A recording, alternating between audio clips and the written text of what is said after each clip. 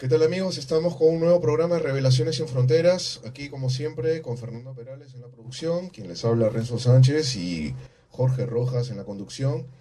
El día de hoy tenemos muchas cosas de qué hablar y principalmente acerca de nuevas teorías de conspiración y esta que está enmarcada dentro del mundo de la música.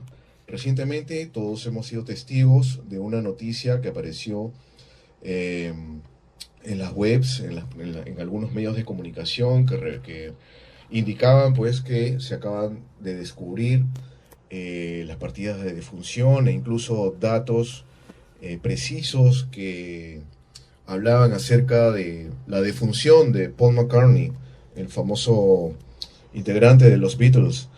Eh, es una leyenda urbana que viene desde hace ya, digamos, más de 40 años y que el día de hoy ha tomado actualidad precisamente debido a esta noticia.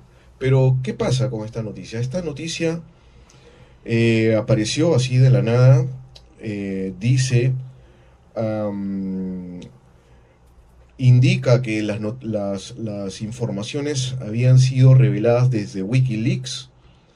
Sin embargo, la noticia no tiene un link en la que pueda demostrar aquellos documentos que a uno lo dirijan pues a la fuente original de la noticia. Así que por lo que vemos, se trata pues de una noticia, un rumor o una especie de bluff publicitario.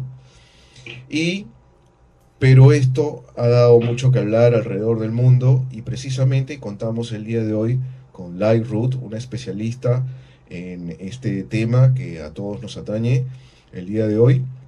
Y pues le damos la bienvenida, ella es española y está con nosotros en este programa para poder conversar con más detalles acerca de esta leyenda urbana entre comillas. Adelante, Lai. Hola, ¿qué tal? Adelante, Lai. Hola. Danos tu opinión acerca de esta noticia que recientemente apareció en relación a la muerte de Paul McCartney y sobre supuestamente documentos que han sido divulgados por Wikileaks, aunque Wikileaks a los días nomás salió a desmentirlos. Sí, así es. Bueno, la verdad es que hemos tenido un mes bastante movido con respecto a este tema, porque esta noticia de Wikileaks no es la primera que vemos. Hace cosa de 4 o 5 semanas apareció una noticia en la que supuestamente el propio Ringo reconocía la verdad sobre este asunto, decía que Paul habría muerto en 1966 y que ellos habían ocultado el hecho. Después, apenas 2 o 3 días después, el Mirror, que es un periódico londinense, publicó un artículo titulado Las 7 señales que probarían que Paul McCartney está muerto. Y un poquito después salió otra noticia en la que el propio Paul acusaba a Ringo de mentir y desmentía absolutamente todo. Y la última ha sido esta que nombrabas, de un supuesto cable que tendría Wikileaks, un documento que probaría que Paul murió en un supuesto accidente. Noticia que ha desmentido Wikileaks en un tuit muy breve. Así es. En el que dice que ellos no han extendido este rumor. No dice ni que no tengan la información ni que Paul no muriera. Simplemente dicen, no, nosotros no hemos dicho que tengamos tal documento. El caso es que, bueno, esto ha causado un revuelo tremendo, porque incluso periódicos serios, importantes de distintos países, como es aquí en España, por ejemplo, el ABC, que tiene una tirada tremenda, pues han planteado la pregunta, ¿no?, en sus webs. ¿Es verdad que Paul McCartney murió en el 66? Entonces estamos viviendo un momento álgido de este rumor. ¿Cómo es que se puede llegar a la conclusión de que esto es, digamos, de que si esto es real o si esto es pura fantasía? ¿Cuáles son digamos, los puntos concretos? Hace un momento me hablaste de los 7 puntos referenciales que indican que esto podría ser verdad desde un periódico londinense, ¿verdad? ¿Puedes explicarnos Sí. esos 7 puntos? Bueno, los puntos que nombra el Mirror son un poco los que se basa este rumor desde hace casi 50 años. Que son supuestas pistas en las portadas que habían estado dejando los Beatles restantes, mensajes en backwards en las canciones y otras pistas que, digamos, sí que están presentes y son importantes y han dado mucho que hablar a lo largo de los años, pero que no son las más importantes. Me alegro mucho de que me hagas la pregunta, porque para mí la clave de este asunto está en la ciencia. La Exacto. ciencia. La ciencia es la única la que puede descartar esto. Y si hablamos de ciencia, creo que hasta el día de hoy solamente se sabe acerca de un estudio de fotografías, ¿verdad? No, no exactamente. Hay más de un estudio. Yo os cuento, vamos a ver. Ya en 1969, recién aparecido el rumor, hubo un locutor de radio que trató este tema en su emisión nocturna y fue despedido de manera fulminante, ¿no? Ya. Fue castigado, digamos, por haber dedicado un programa entero a esto. Y él, pues convencido de la verdad e intentando demostrarla, contactó con un importantísimo experto en identificación de voz, que es el profesor Henry Truby, que es Ujú. el máximo exponente incluso hoy en día, después de su muerte, en esta materia, y le pidió que hiciera comparativas en base a sus conocimientos de la voz de Poe. Estamos hablando de un señor que era capaz de grabar llantos de bebés recién nacidos y reconocer al adulto 16 años después, solamente con su oído y con la ayuda de su espectógrafo. Ajá. Y este señor, tras estar estudiando los álbumes de los Beatles durante muchísimas horas y sacando los espectros de voz, llegó a la conclusión de que McCartney de después del 66 no era la misma persona. Y lo dijo así de claro. No pueden ser la misma persona. Todos mis estudios, mis investigaciones demuestran que no es la misma persona. ¿Y Y, qué hay acerca de la voz que se prestó uno de los integrantes de una banda, Clatú, que tiene una voz muy, muy parecida a la de Paul McCartney? ¿Qué hay de cierto de esto? bueno, vamos a ver, Truby simplemente dijo que había una tercera voz. Digamos, una voz que habría servido de transición entre el Paul anterior y el sustituto, o el supuesto sustituto. Y él, por ejemplo, citó como ejemplo Penny Lane. En esa canción él habría detectado esa tercera voz. Durante mucho tiempo, pues sí, se ha apuntado, dada la relación tan evidente que hay entre Clatú y los Beatles a nivel de temática en sus canciones, a nivel musical. Claro. Ellos mismos se dedican a hacer referencias constantes en su página web y en sus Facebook a la banda. Pues se pensó que Terry, uno de los integrantes de estos tres miembros de la banda, podría ser esa tercera voz. Y ha habido estudios, pero que se basan principalmente en el oído, es decir, en percibir si es parecida o no. Nosotros estamos haciendo ahora con ayuda de un fonólogo también, Claro.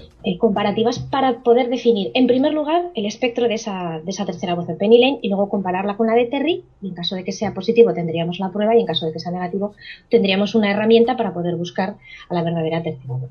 Pero lo que es científicamente, no tenemos todavía identificada esa tercera voz. Sí que tenemos el testimonio de Truby aclarando que existió. Claro. Light, estamos pues en un mundo en que el día de hoy todo es conspiración, ¿verdad? Ya no se sabe Sí. creer si creer o no creer en la realidad o en la ficción. Hay un límite que es muy delgado entre ambos. Sabemos, por ejemplo, que Daniel Stulin, a través de sus libros que hablan acerca del Club Bilderberg y acerca de esta élite de dominación mundial, hablaba acerca incluso del rol de la música pop y su influencia en las sociedades de los años 60. Esto provendría pues de un estudio social que hizo el Instituto Tavistock. No sé si podrás ubicar esta información. Y hablaba acerca de los cambios sociales que se tenían que hacer para poder homogeneizar un sistema, digamos, ¿cómo le podríamos decir? Un status quo, digamos, mental, o un control mental en base de los jóvenes de aquellas épocas.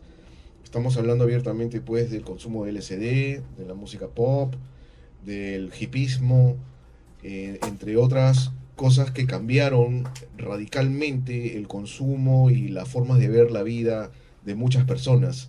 Y dentro de esto se habló mucho de la música pop, en el caso de los Beatles, que incluso hablaban de que un tal Joseph Adorno era el que componía las canciones de los Beatles. ¿Qué hay de cierto de esto?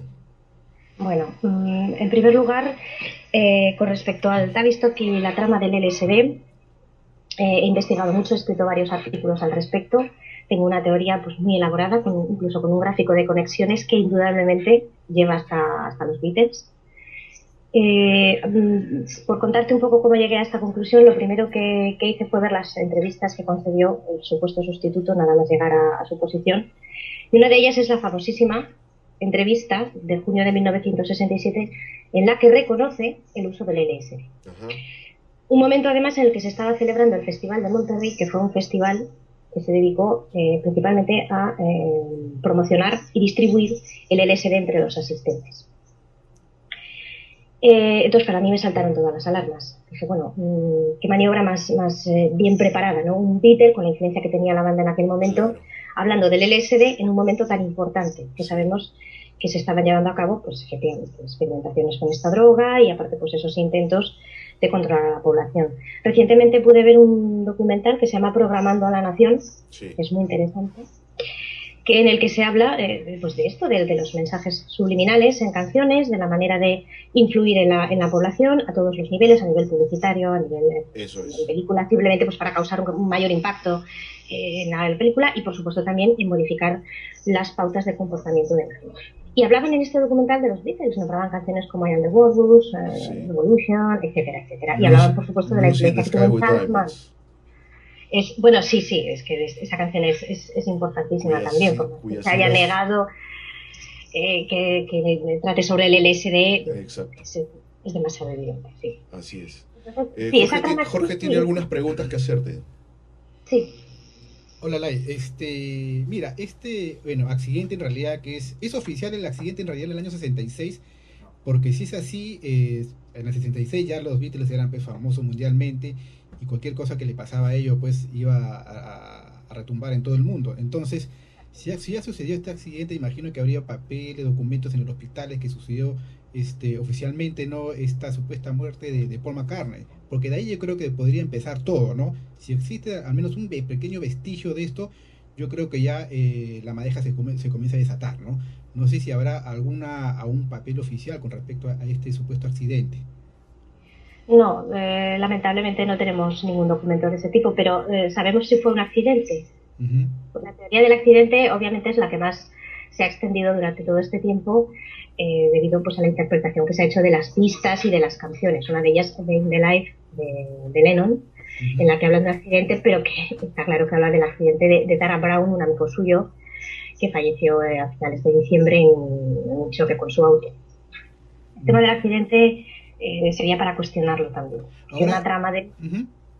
Sí, digo, una trama de este tipo cuesta mucho creer que se haya puesto en marcha. Si vemos además que hay detrás una intencionalidad dentro de una trama de control de la gente, de aprovechamiento de la influencia de un grupo musical, cuesta creer que providencialmente uno de los miembros del grupo muriera en un accidente y les diera la oportunidad de sustituirlo por otro mucho más abierto a la promoción del LSD. No sé si veis por dónde voy. Ya, ahora tú comentabas hace un momento de que se ha hecho creo que análisis inclusive de las voces, porque ahora con la tecnología es fácil ya identificar a las personas, ¿no? Por la frecuencia, ¿no?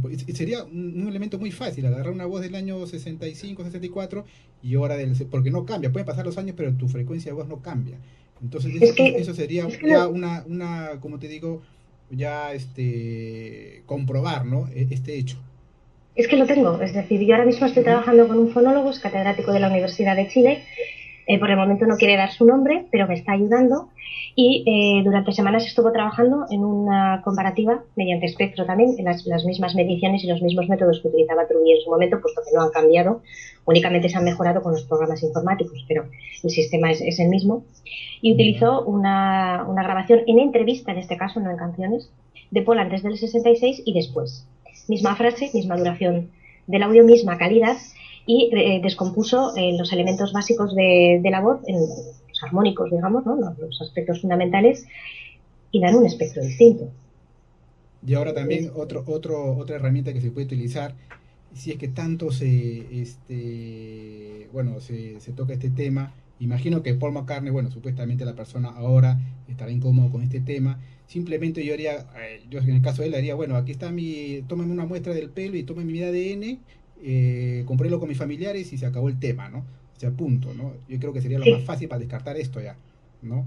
Sí, si no lo hace, en el libro que yo escribí, de hecho, es un libro que escribo de una manera muy prudente, sin querer llamarle impostor directamente, sino simplemente exponiendo pues las evidencias y las pistas que tenemos, pues yo le insto a hacer esto, yo le digo, por favor, si esto tiene una explicación, dénosla, nos quedamos todos tranquilos y se acaba el asunto, y se acaban ya por los rumores en la red y todo esto. Sin embargo, él siempre ha decidido burlarse del asunto, pasar de puntillas bueno, negarse a clarificarlo.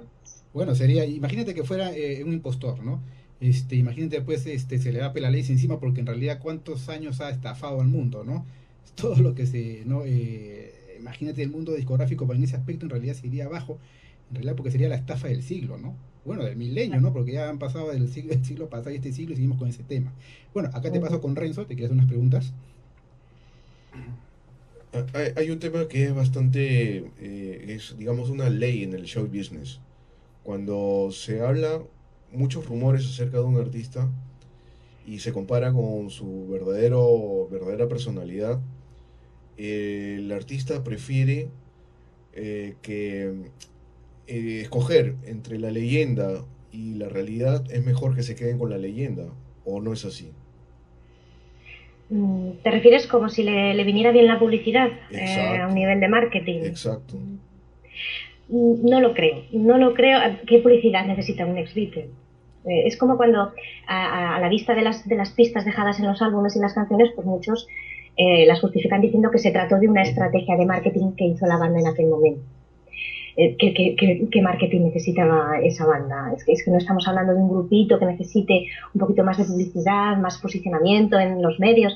Es que además él se muestra enfadado, se muestra disgustado cuando le sacan este tema. Intenta siempre, como digo, negarlo. La única vez que motu propio ha sacado el tema fue casualmente la misma noche en la que se publicaban las conclusiones de los otros análisis forenses que aún no hemos comentado, que son los fotográficos, los que hicieron Carles y Gabachen en 2009. Después de llevar 20 años negándose a acudir al show de David Letterman, va esa noche Sí, y saca específicamente este tema para burlarse de él. claro, Sin, por sí. supuesto, nombrar los análisis forenses, que hubiera sido lo propio, hubiera podido decir, pues me he enterado de que han salido estos análisis y me presto para que se puedan hacer las mismas pruebas, pero conmigo mismo, con mi medición de cráneo, mis ojos, para poder desmentirlos, para demostrar que estos forenses se han equivocado y que estoy vivo y así terminar. Sin embargo, no los nombra, saca el rumor y dice que solamente nos basamos en la portada de Abbey Road porque va descalzo. Es decir, es un desprestigio total de todo el rumor. Ahora, dentro de las portadas, todas estas historias que se cuentan acerca desde la ubicación de los integrantes en las portadas, incluso cómo se toman las fotos, los supuestos mensajes ocultos que hay en el Sgt. Pepper, en el Abbey Road.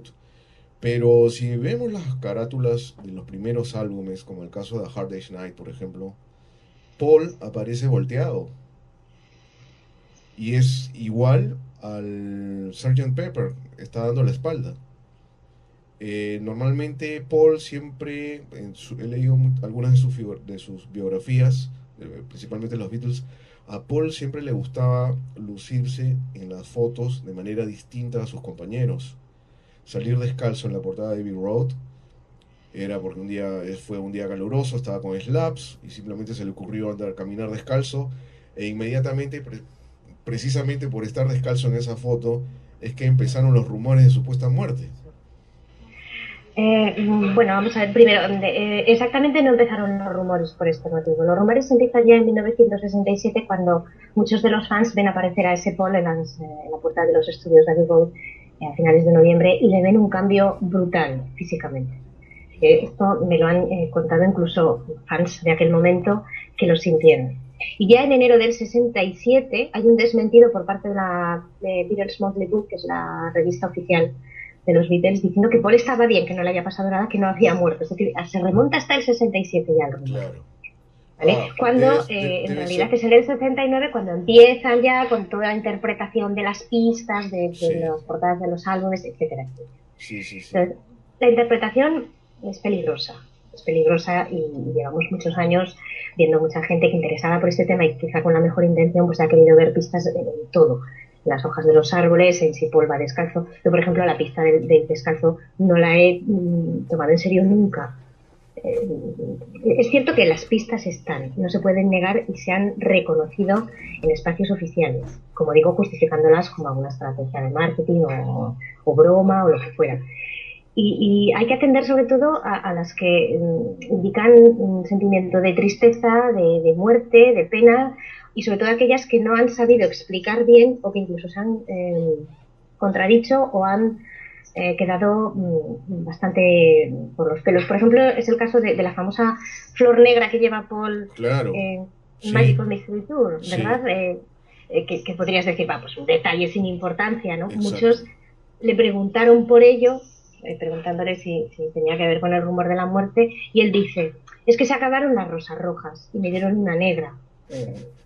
Vamos a ver, las rosas negras no son tan comunes, se tienen que comprar ex profeso, existen, pero no están en cualquier sitio. Y luego es que en Olores, el mismo vídeo le vemos como una de las bailarinas le da un ramo sí, de flores rojas, es decir, no justifiques así porque levantas más sospechas, ¿no? Y confirmas que aquí hay gato encerrado. A eso es a lo que me refiero, es como el famoso sí.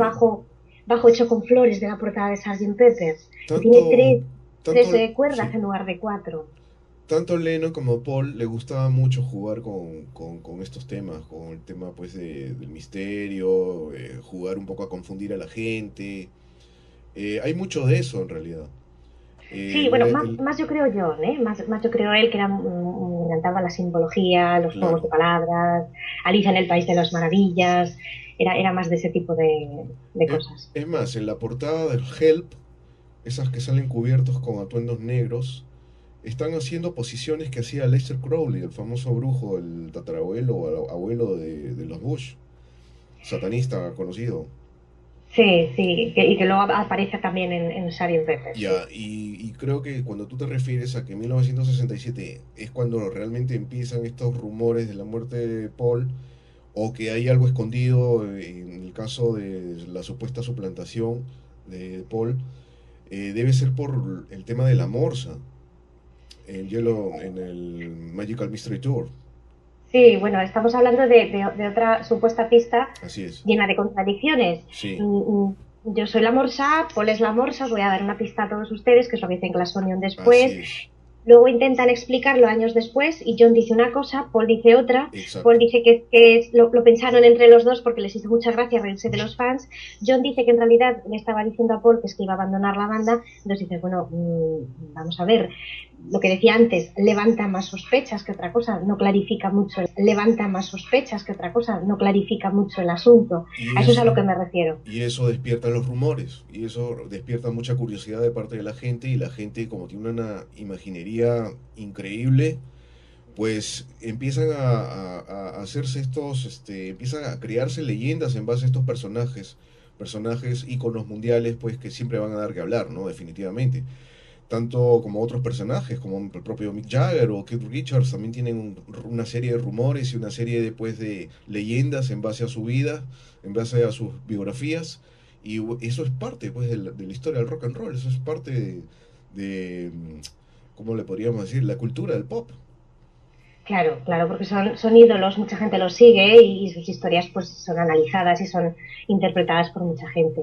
Pero también es verdad que si uno ahonda un poco en la historia de la música y sobre todo del rock de los años 60 y 70, se da cuenta de que hay muchos hechos oscuros y sospechosos. Yo no solamente he tratado el tema Beatles, he hablado también de Jimi Hendrix, he hablado de Brian Jones, ya que nombras a los Stones, y su extraña muerte. He hablado de muchos otros casos, el famoso Club de los 27, que esto te parece una leyenda, un mito. Bueno, es que esos artistas murieron y murieron la mayoría de ellos en extrañas circunstancias. Es que está claro, y además ha habido libros que han escrito sobre el proyecto Cointelpro, que era un proyecto que tenía el FBI, que pretendían vigilar, incluso neutralizar a ciertos artistas que en aquel momento podían resultar peligrosos para el sistema, que hablaban pues, sobre paz, en contra de Vietnam, etcétera, etcétera. O sea, está documentado y está probado que ha habido una guerra encubierta contra el rock, como dice el libro de Alex Constantine, y aporta además pruebas muy importantes. Entonces, en este contexto, no es tan inverosímil que a la banda más influyente e importante del momento y de la historia, pues intentaran de alguna manera también influirla y manipularla. Lai, te habla Fernando. Gracias por haber accedido a esta entrevista. Una pregunta. Eh, yo he tenido la oportunidad de ver prácticamente todos tus videos en YouTube y hace 3 años yo me puse a investigar y revisar la cantidad de fotos, informaciones. que definitivamente me dejaron pensando, pero no concluía con respecto a que si realmente Paul McCartney fue reemplazado. Cuando vi tu video, de verdad que sí me llamó la atención, porque normalmente los informes que hay con respecto a fotografías, algunas parecen, algunas no parecen. Con respecto, por ejemplo, a las portadas de los álbumes de los Beatles, como que parece que sí, y bueno, también lo de Paul is Dead, que también saca una serie de informaciones que te deja pensando, pero no concluye nada. Cuando te vi a ti, de verdad que me dejó seriamente pensando, porque tú referiste a los estudios de Carlesi, por ejemplo, de Sí, forenses que, bueno, son muy prestigiados. También tuve la oportunidad de ver tu video de la conferencia que realizas sobre los estudios también de sonidos, o sea, de las voces de ambos, por ejemplo, incluso de la letra de Paul. Hay un acontecimiento que tiene que ver con un hijo que tuvo Paul McCartney y que le pasaba, sí, tengo entendido, una mensualidad, y bueno, después cuando tuvo que ver ya el asunto del nuevo, el reemplazante de Paul, el supuesto reemplazante, vamos a ponerlo así, y de pronto como que la prueba grafológica arrojaba que la persona que había firmado era un diestro, etcétera. Hay una serie de informaciones que tú nos muestras de manera científica: la grafológica, la prueba de sonido, la prueba también de los forenses Carlesi, que me parece impactante porque la leí completa, y de verdad que me dejó pensando. Ahora, la pregunta es esta, y yo te la hago. ¿Cómo se puede tener referencias de que nos pueda permitir a nosotros creer en esos investigadores, ¿no? O sea, hasta donde yo sé, bueno, sí, efectivamente es limpia la trayectoria de Carlesi, pero qué sí. tan limpia también son las trayectorias de los otros investigadores. Porque yo pienso que a raíz de tu investigación hay un antes y un después. O sea, de verdad que yo tomé un respiro cuando vi tu investigación. Me llama mucho la atención. Bueno, te lanzo esta pregunta como para que en la mente de muchas personas que son fanáticos de los Beatles, porque hay una fuerte resistencia en las personas que dicen, no, no creo, no creo. Es como que si viesen de pronto a veces a los Beatles como si fuesen Jesucristo, y dicen, no, no, no, tú no me puedes quitar a mi Dios encima, ¿no?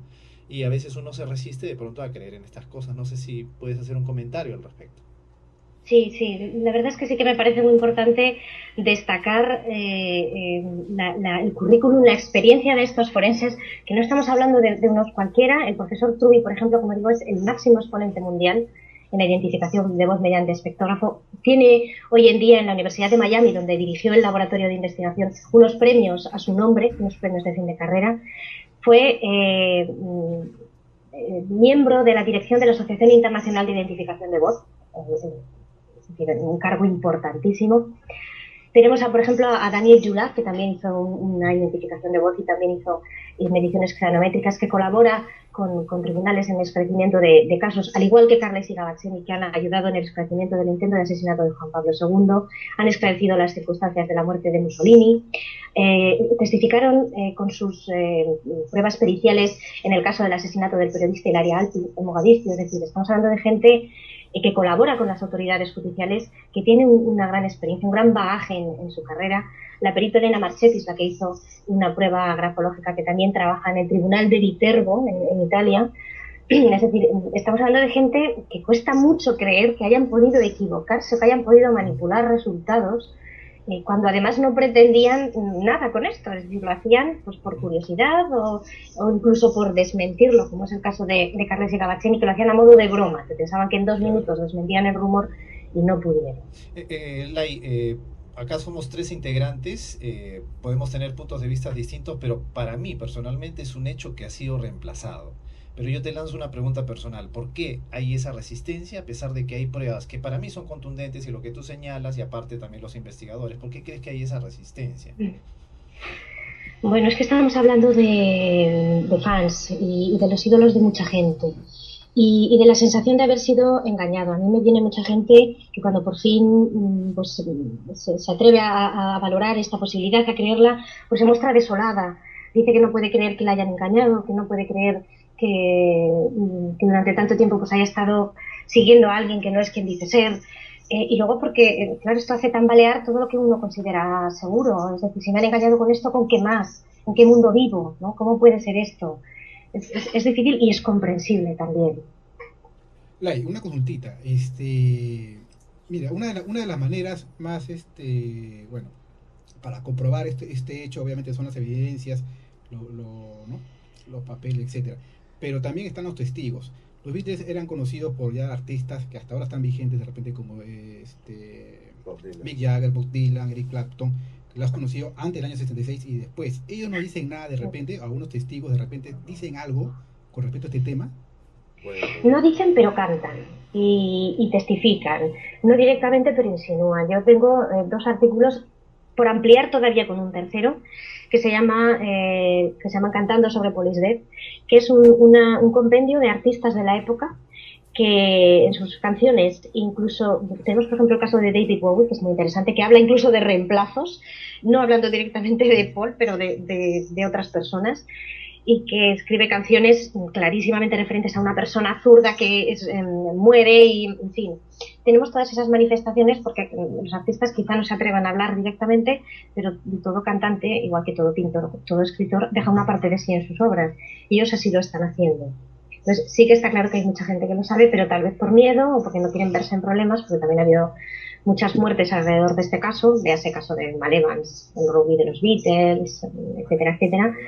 Pues están ahí callando. Yo la verdad invito a leer mis artículos sobre estos artistas porque es sorprendente. Like, hace unos días yo estuve viendo un reportaje relacionado a Paul is Dead y me acuerdo que habían unas imágenes en que su ex esposa, Heather Miles, si no me equivoco el nombre, sí, lo amenazó a Paul con decir la verdad sobre algo de no sé qué. A mí me parecieron unas declaraciones sacadas de contexto, de repente relacionado a otro tema que no tiene nada que ver con la vida en sí de Paul, pero quizás tú has conocido completa esa entrevista y de repente podrías discernirla. sí. Yo he visto la entrevista completa, incluso hice un artículo transcribiéndola entera directamente del inglés.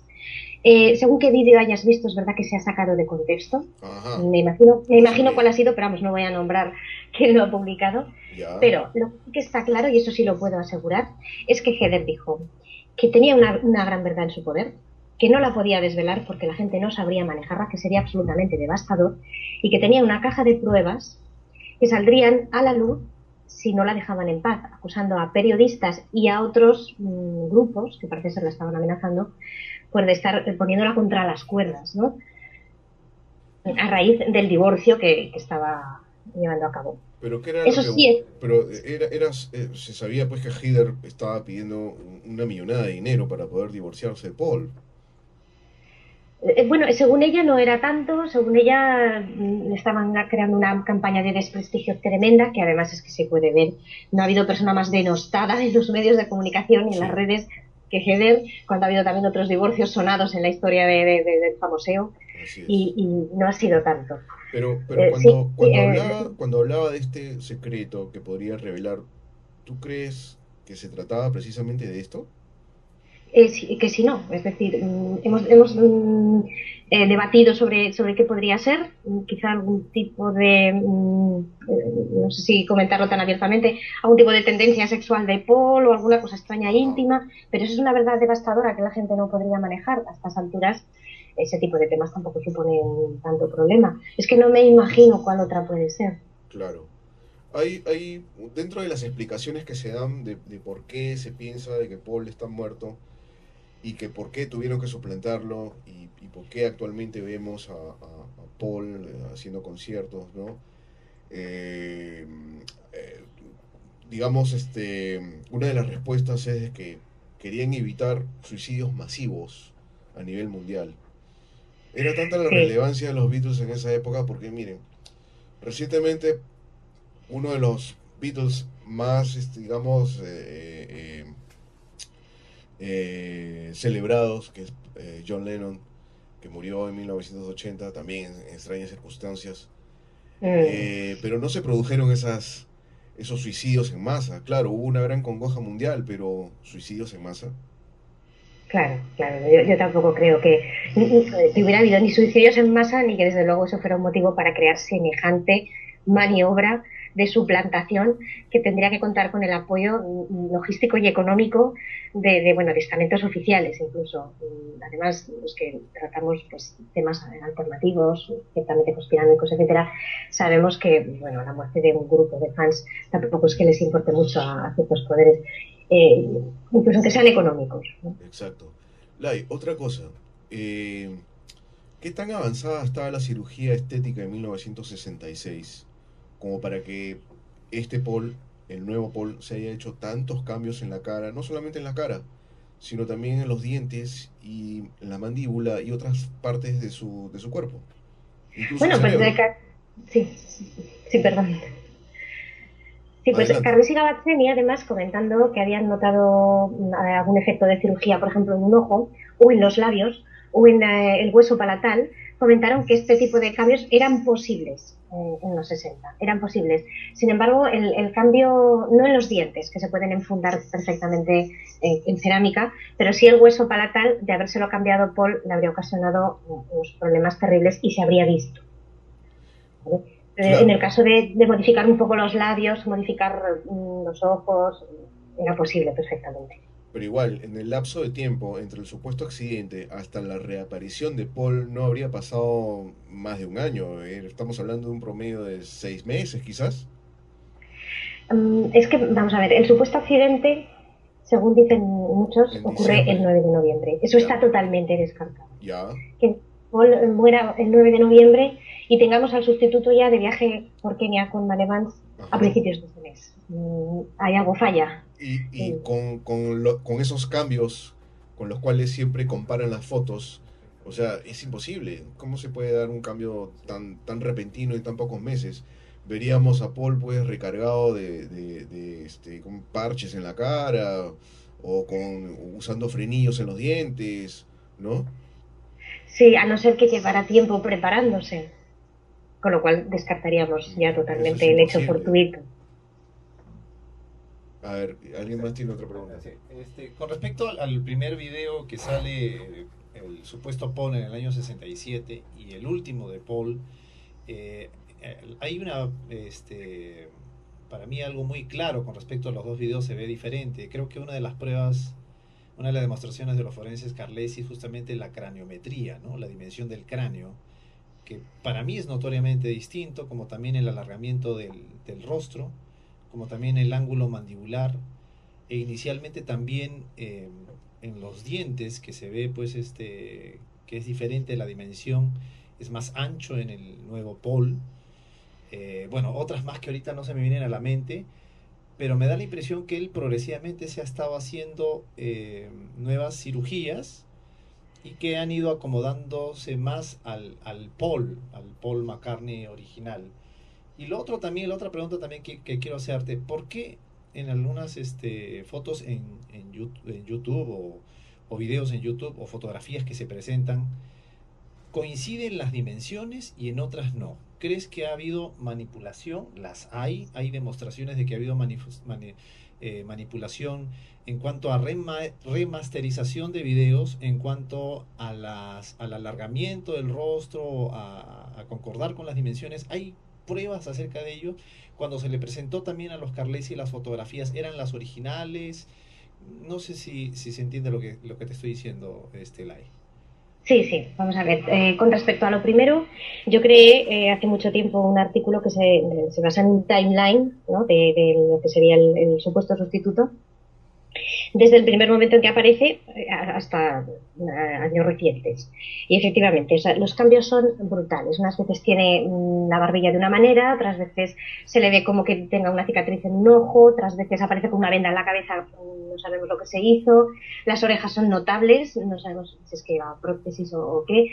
Es decir, sí. O sea, que ha ido haciéndose cambios, eso está clarísimo, y que obviamente la tecnología en ese sentido ha mejorado mucho, y llegó un momento, hacia los años 80, en que el parecido era notable.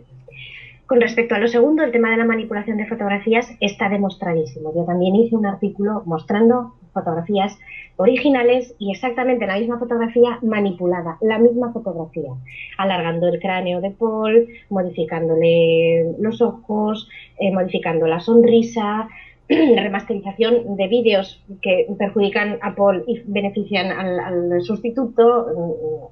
Sí, o sea, está clarísimo. Y como bien dices, Gavacceni mismo detectó una manipulación, dos concretamente, dos manipulaciones muy claras. La primera en la portada del Sgt. Peppers, donde dicen que se había achatado la cabeza de Paul en una técnica, en el momento de la impresión se acható la cabeza para que no se viera tan alargada, y el que es además experto en el tratamiento de imágenes lo comprobó perfectamente. Y la segunda es una sombra que le colocaban en el ojo, su ojo izquierdo, en su ojo izquierdo, como para disimular una cicatriz que tendría producto de algún tipo de cirugía.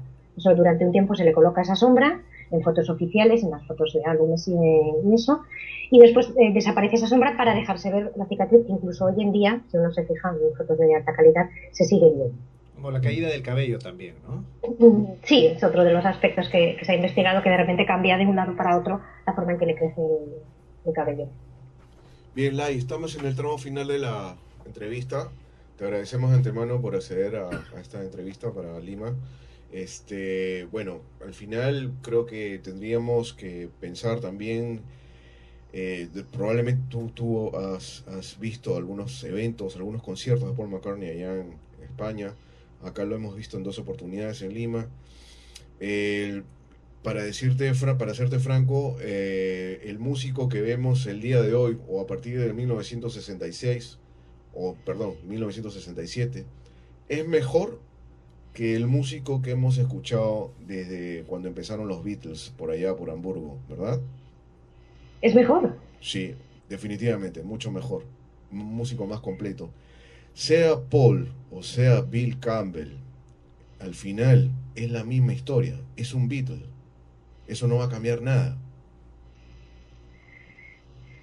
Bueno, eso ya son puntos de vista, yo tengo el mío, porque también habría que hablar de que el tema de las canciones que compuso durante la etapa Beatle, de su carrera como solista, pero bueno, ya sería entrar en un tema bastante largo. Hay críticos musicales que opinan distinto. Hay, por ejemplo, un artículo de la Rolling Stone que valoró los álbumes de solista de Paul y bueno, hay algunos que obtenían una nota un poquito deficiente, otros un poquito mejor, bueno, pero bueno, ya eso es perfectamente En términos, lógico. para Ya sacar, ¿eh? para sacar conclusiones, al final es el oyente quien al final sacará sus propias conclusiones, ¿no?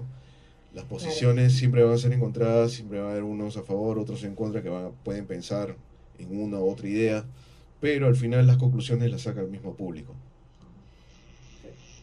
Bueno, en ese sentido, creo que el que se le haya truncado la carrera a un joven de 24 años frente pues, a una persona que ahorita ya tiene más de 70, pues que ha tenido toda una vida para ir incluso subirse sobre la plataforma del anterior, creo que es como que las cosas las ha tenido fáciles, más la manipulación y la intención que han tenido los grupos de poder para establecer una nueva corriente en los Beatles y posicionarlos con tecnología, con la banda de la Orquesta Sinfónica de Inglaterra y todo lo demás. Creo que incluso no hay tanta armonía en las voces iniciales que usa el reemplazante con respecto a la armonía que había con el Paul McCartney original, ¿verdad? Sí, así es. Bueno, acá te paso con Paco Ambeta para terminar. Te agradecemos mucho, Lai, por haber accedido a esta entrevista. De verdad que nos ha gustado mucho.